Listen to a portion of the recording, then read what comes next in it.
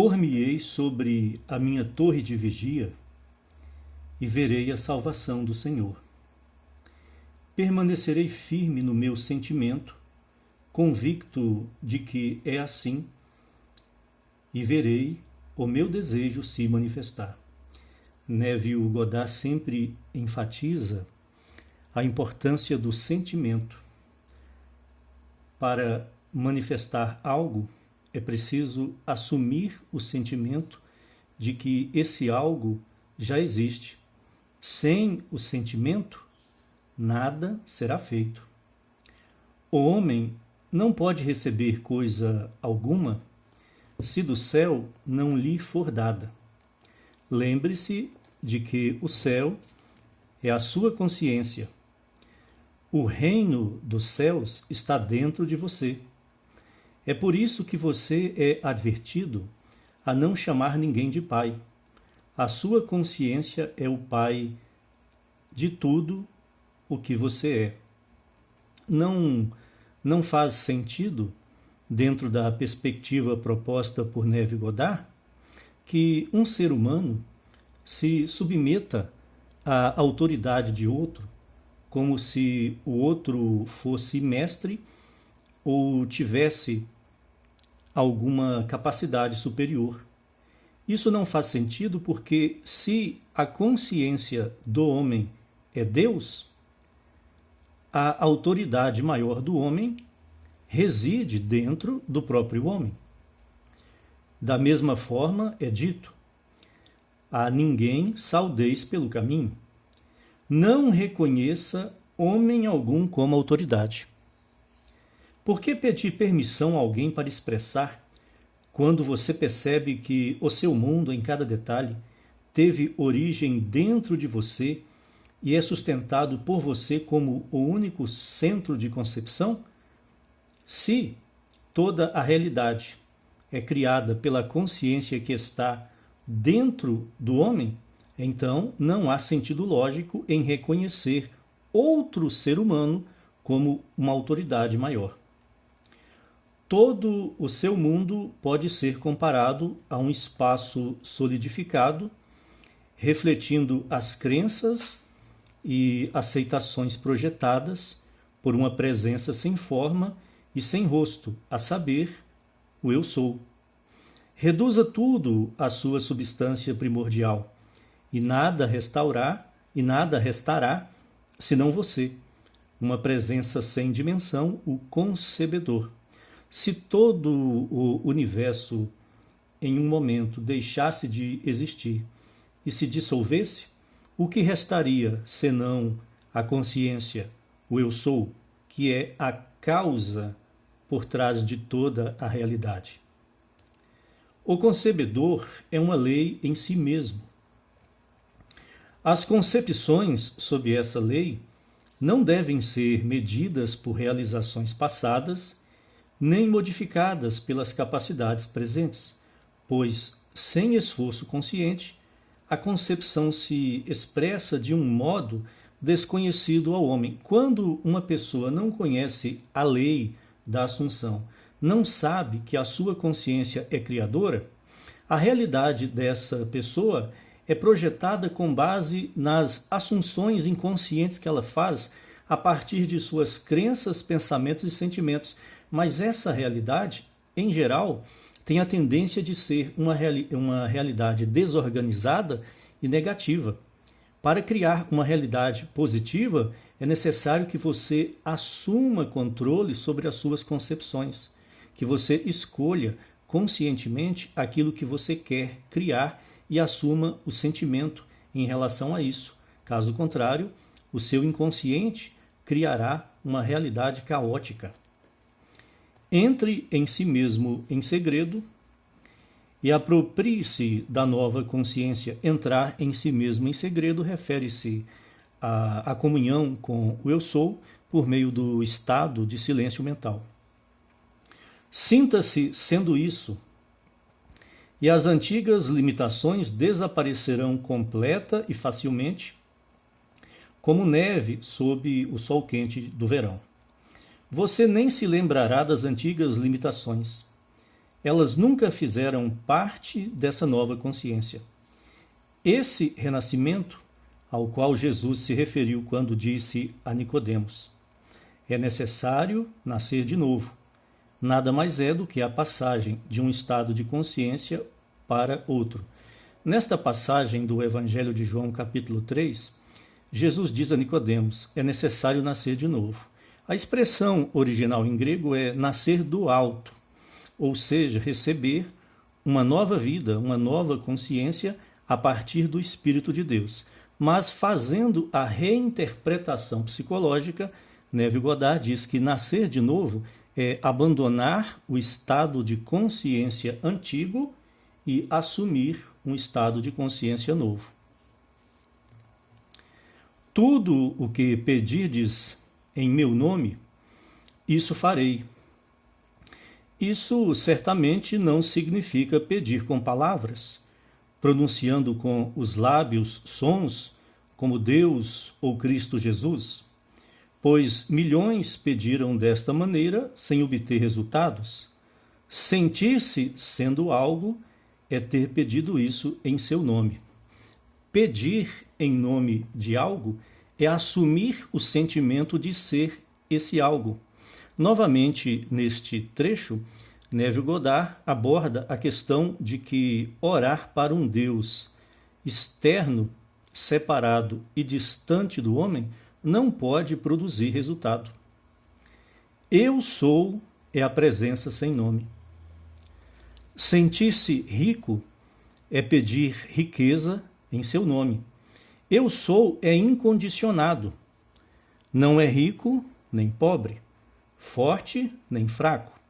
Em outras palavras, nele não há grego, nem judeu, escravo, nem livre, homem, nem mulher. A consciência, em sua natureza, ela não tem forma, não tem rosto. Consciência pura. Ela tem o poder de se tornar aquilo que você assume o sentimento de ser, mas em si mesma a consciência não tem nenhum atributo. Tudo isso são concepções ou limitações do ilimitado e, portanto, nomes do inominável. Sentir-se sendo algo é pedir ao inominável, eu sou, que expresse esse nome ou essa natureza. Pedi o que quiserdes em meu nome, apropriando-vos da natureza da coisa desejada, e eu vô-lo concederei. Capítulo 6. Eu sou ele. Porque, se não crerdes que eu sou, morrereis nos vossos pecados. João 8, 24. Todas as coisas foram feitas por ele, e sem ele nada do que foi feito se fez. João 1, 3. Essa é uma afirmação difícil de aceitar para aqueles que foram treinados nos diversos sistemas da religião ortodoxa. Mas ela permanece ali, incontestável. Todas as coisas, boas, más ou indiferentes, foram feitas por Deus. Deus fez o homem, a manifestação, a sua imagem. A imagem de Deus o criou. Se todas as coisas são criadas pela consciência, logo as coisas que nós consideramos ruins também são criadas pela consciência. A realidade é criada à semelhança de quem a cria. Então, você cria a sua própria realidade, a sua imagem e semelhança.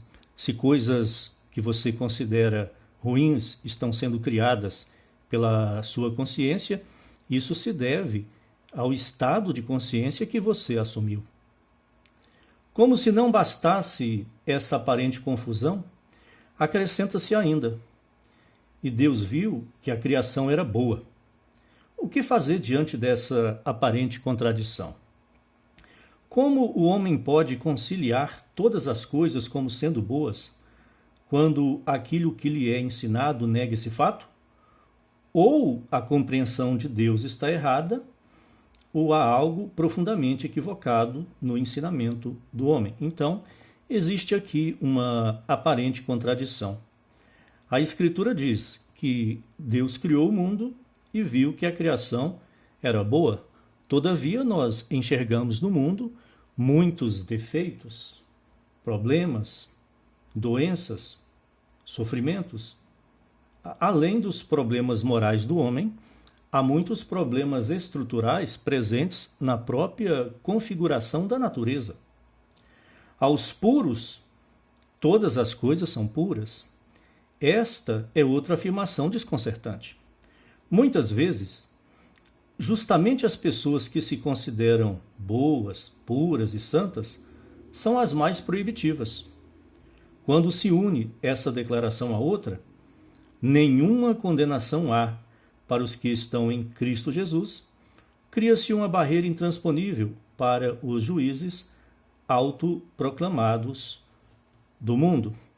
Tais afirmações nada significam para esses juízes autojustificados que cegamente tentam mudar e destruir sombras, acreditando firmemente que estão melhorando o mundo. O homem, sem perceber que o seu mundo é sua própria consciência projetada, esforça-se em vão para se conformar às opiniões dos outros, em vez de se alinhar à única opinião que realmente existe, o seu próprio julgamento de si mesmo. Se o mundo, se a realidade criada contém contradições, é porque essas contradições estão presentes no estado de consciência assumido. Quando Deus disse que a criação era boa, é no sentido de que a criação corresponde exatamente ao estado de consciência assumido. Imagem e semelhança, aquilo que foi assumido se cria. Então, neste sentido, a criação é boa, porque ela é o reflexo exato daquilo que foi assumido enquanto estado de consciência interno. Quando Jesus descobriu que sua consciência era essa maravilhosa lei do autogoverno, declarou: e por eles eu me santifico, para que também eles sejam santificados pela verdade. Se a realidade externa contém elementos negativos, se a sua realidade externa contém elementos negativos, para corrigi-los, o que você precisa fazer é purificar ou santificar a si mesmo, que é corrigir os erros, as falhas do seu próprio estado de consciência interno que você assumiu, o qual está criando esta realidade que você critica. Ele sabia que a consciência era a única realidade e que as coisas objetivadas não eram mais do que diferentes estados de consciência. Jesus advertiu seus seguidores a buscarem primeiro o reino dos céus, isto é, aquele estado de consciência que produziria a coisa desejada. E todas as coisas lhes seriam acrescentadas. Buscar primeiro o reino de Deus, buscar a comunhão com o eu sou e assumir um estado de consciência que se deseja manifestar. Fazendo isso, as coisas serão adquiridas, as coisas serão acrescentadas como projeção do estado de consciência interno. Ele também afirmou: eu sou a verdade. Sabia que a consciência do homem era a verdade, a causa de tudo aquilo que o homem vê o seu mundo ser. A consciência, o seu estado de consciência, sempre revela a sua verdade interna. A sua realidade externa revela a verdade do seu estado de consciência interno.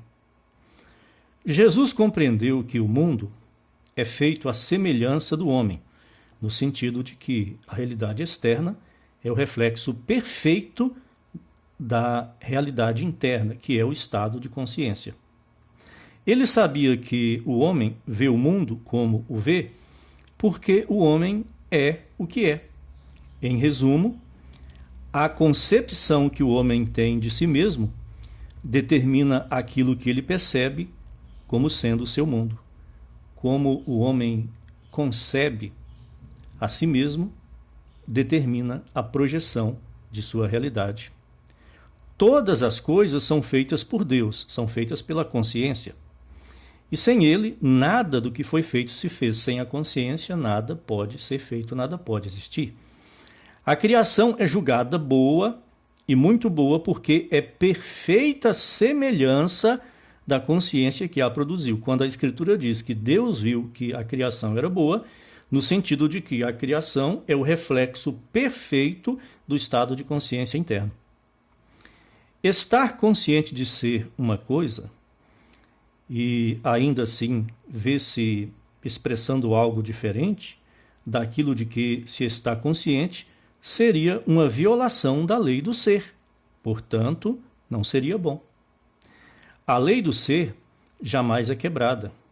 O homem sempre se vê expressando aquilo de que está consciente. Seja isso bom, mal ou indiferente, ainda assim é a perfeita imagem da sua concepção de si mesmo. Por isso, é bom e muito bom. Se você estiver consciente de ser uma coisa e a realidade projetada for outra, isso seria uma violação da lei da Assunção, da lei que rege o funcionamento da criação. A lei jamais é quebrada. O que você assume, você expressa. Então, se você assume coisas negativas, você projeta em sua realidade externa coisas negativas. E mesmo sendo coisas negativas, isso é bom, é muito bom, porque a lei está sendo corretamente obedecida. Não apenas todas as coisas são feitas por Deus, todas as coisas são feitas de Deus, porque Deus é a consciência é a única realidade, portanto, a consciência é a substância da qual todas as coisas são feitas. Todas são descendentes de Deus. Deus é um. As coisas ou divisões são projeções do uno. Sendo Deus um, ele precisa ordenar a si mesmo para que seja o aparente outro, pois não há outro. O absoluto não pode conter algo dentro de si que não seja ele mesmo. Se pudesse, não seria absoluto nem único. A consciência é a única realidade. Se todas as coisas são criadas pela consciência, elas são criadas, metaforicamente falando, pela substância da própria consciência. Para que um comando seja eficaz, ele deve ser dirigido a si mesmo. Eu sou o que eu sou, é o único comando eficaz. Eu sou o Senhor e fora de mim não há outro. Você não pode comandar aquilo que não existe. Como não há outro, você deve ordenar a si mesmo que seja aquilo que deseja que apareça. Você ordena a sua própria consciência que se torne aquilo que você deseja ter ou ser. Permita-me esclarecer o que quero dizer com um comando eficaz. Não se trata de repetir mecanicamente como um papagaio a frase "eu sou o que eu sou". Essa repetição vazia seria inútil e sem sentido. Não são as palavras que tornam o comando eficaz, mas a consciência de ser aquilo que se declara. Não são as palavras que tornam o comando eficaz, mas a consciência de ser aquilo que se declara. Quando você diz "eu sou", está afirmando o ser. A palavra "isso", na expressão "eu sou isso", indica aquilo que você deseja ser. O segundo "eu sou" é o grito da vitória. A leitura continua no próximo vídeo.